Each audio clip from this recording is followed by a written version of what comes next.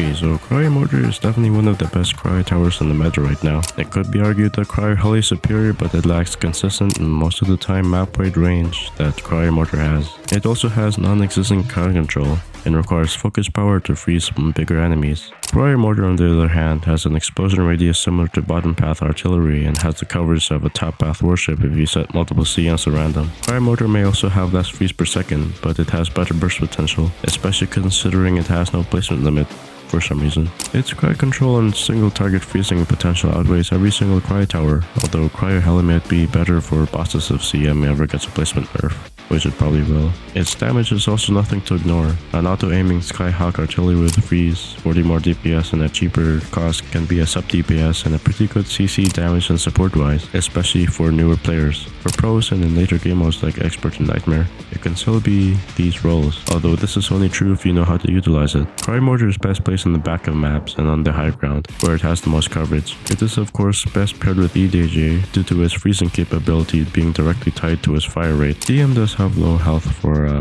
packliner however. Bosses have special attacks directly targeting the farther towers, so Cryo Mortar is best paired with shield. Cryo Mortar should also be set to random. Its slowing ability lasts 2 times longer than its fire rate, so as long as you have multiple you will be essentially controlling the entire battlefield. This tower also has a special niche of flying CC. While it does not detect her on its own, it has blast transfer which will allow it to hit flying enemies. Not to mention CM is extremely cheap, just 73k to max out. A single CM in the mid game can help immensely with slowing hordes down. Now on to its downsides. Its lower levels are kinda mid, DPS wise.